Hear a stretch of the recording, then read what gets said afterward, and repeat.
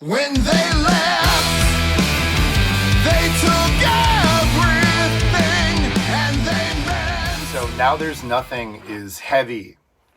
And not just heavy, it's a heavy song played wise, one of the heaviest tracks on the album, but it's also heavy lyrically. The opening line is, when they left, they took everything.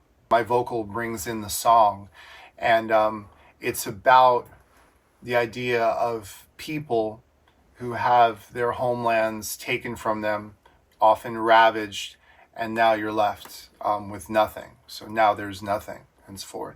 So the idea is to really get into the mindset of thinking about someone that has built their home and their whole entire world somewhere.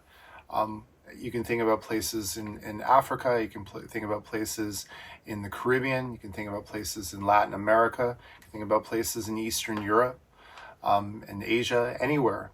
I think about indigenous communities in Australia, I think about indigenous communities in the Caribbean and here in the United States, where you had a life and you had everything, and then it's stripped from you and taken from you by someone else who doesn't consider you human or doesn't see your humanity and recognize who you are.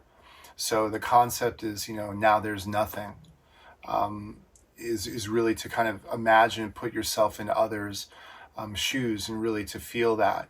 And some of that is based on, family history. Some of that is just me observing other people who I care about, that I know that come from families that really had to start all over again, and lost everything. And then I thought about it just in kind of paying attention to what's happening in our world today, and we're seeing it everywhere. So Now There's Nothing calls for people to kind of pay attention and to think about where you are in your world, and if you have the luxury of being able to not worry about losing everything, but to now kind of put yourself in someone else's shoes.